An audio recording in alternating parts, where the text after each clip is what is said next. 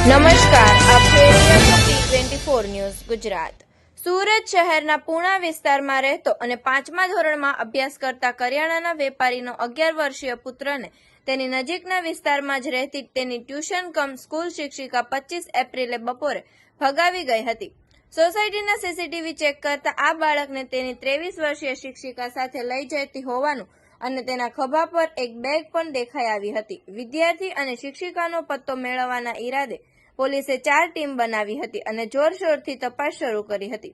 તે દરમિયાન Surat railway station કે બસ સ્ટેન્ડ પર બંને નહીં દેખાતા ફરીથી ત્યાંના કેમેરા જોવાની શરૂઆત કરવાની સાથે જ તે ગુપચુપ કોઈ રિક્ષામાં બેસી ખાનગી ટ્રાવેલ્સની બસ કે કારમાં બેસીને ક્યાંક ઉપડી ગયાની શંકા હતી, જેથી ખાનગી ટ્રાવેલ્સમાં પોલીસે તપાસ પ્રારંભી હતી। તે સિવાય કોઈ અન્ય પરિચિતે મદદ કરી હોય તો તે દિશામાં પણ તપાસનો દોર શરૂ કરવામાં આવ્યો હતો। તે દરમિયાન આજે વહેલી સવારે પૂણા પોલીસની ટીમ વિદ્યાર્થી અને શિક્ષિકા સુધી પહોંચી હતી। બંનેને સુરત લાવવામાં આવી રહ્યા છે। સુરત શહેરના પૂણા પોલીસ સ્ટેશન વિસ્તારમાં એક ઘટના બની હતી કે જેમાં એક બેન માનસીબેન કરીને છે, એમને ત્યાં એક સ્ટુડન્ટ તરીકે એક છોકરો આવતો હતો, એમની સાથે એ નીકળી ગયા હતા। આ જે માનસી છે એ 25 તારીખે પૂણા પોલીસ સ્ટેશન વિસ્તારમાં નીકળી ગયા હતા। ત્યારબાદ પોલીસે તપાસ શરૂ કરી હતી। ઘણી બધી તપાસ કરી, ઘણા બધા અમે સીસીટીવી કેમેરાસ ચેક કર્યા, બહુ બધા અમારા હ્યુમન જે રિસોર્સિસ હોય છે, ઇન્ટેલિજન્સ રિસોર્સ, એ લોકોને એક્ટિવેટ કર્યા। આ ઉપરાંત ટેકનિકલ રિસોર્સિસ એક્ટિવેટ કરી અને છેવટે ગઈકાલે એને રાયગઢ પાસેથી અમે મેળવી લીધા હતા। આ જે વ્યક્તિ છે માનસીબેન, એ પોતે ઘરે વારંવાર એમને ઠપકો આપવામાં આવતો હતો। આ ઉપરાંત જે સ્ટુડન્ટ છે જે એમની સાથે ત્યાં અભ્યાસ પણ કરતો હતો ટ્યુશનમાં, એને પણ એના પરિવાર તરફથી ઠપકો આપતો એવું એનું કહેવાનું છે। આ બાબતે પોલીસ તપાસ કરી રહી છે। આ લોકો જ્યારે 25 તારીખે અહીંથી નીકળી ગયા ત્યારે પહેલાં સુરતમાં જ થોડાક આંટા ફેરા માર્યા, ત્યારબાદ ત્યાંથી અમદાવાદ જતા રહ્યા।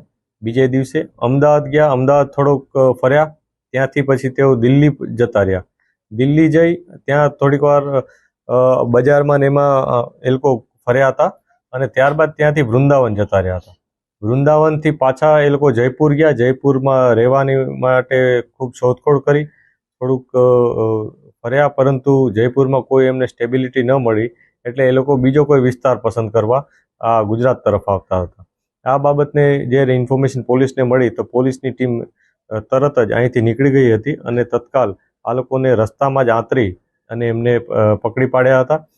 પકડી અને જે બેસિક પૂછપરછ અમે કરી છે, જે માહિતી અત્યારે પોલીસ પાસે છે, એમાં એવું છે કે બંનેને ઘરેથી કંઈ ને કંઈ ઠપકો હતો, એ પ્રકારનું એ લોકોએ નિવેદન આપેલ છે। આ બધી વસ્તુ અમે તપાસ કરી રહ્યા છીએ કે ઘરેથી એમને કોઈ પ્રોબ્લેમ હતો કે બીજું કોઈ કારણ હતું।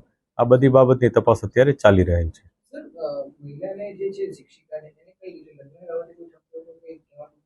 જે બેન છે, અત્યારે પોલીસને જે પ્રાઇમરી ઇન્ફોર્મેશન આપી છે એમાં એમણે એવું કીધું છે કે એમને કામ કરવા બાબતે ઘરેથી વારંવાર કહેવામાં આવતું હતું, એ બાબતે ઠપકો પણ વારંવાર આપવામાં આવતો હતો અને પોતે ટ્યુશન ચલાવી અને પોતાનું કામ કરે છે। અગાઉ તેઓ નર્સ પણ હતા, એટલે આ પ્રકારનું એમનું આખું લાઈફસ્ટાઈલ બાબતે એમણે અમને જણાવ્યું છે। 11 વર્ષના વિદ્યાર્થીને કેમ લઈ જવાનું પસંદ કર્યું?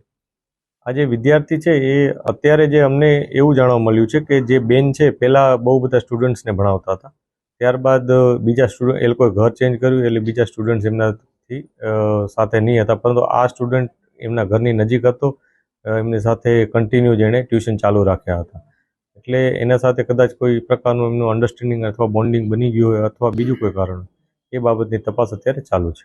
11 વર્ષના વિદ્યાર્થી જોડે 23 વર્ષીય શિક્ષિકાનો કોઈ પ્રેમ સંબંધ હોવાની કોઈ ચર્ચા કરી? આવી કોઈ ઇન્ફોર્મેશન હજી સુધી પોલીસને મળી નથી, પરંતુ અમે તમામ દિશાઓ ઓપન રાખી અને ઇન્વેસ્ટિગેશન કરી રહ્યા છીએ। કોઈ એક એંગલ કે કોઈ એક વેથી ઇન્વેસ્ટિગેશન ચાલુ નથી। સમાચાર જોવા માટે જોતા રહો T24 ન્યૂઝ ગુજરાત।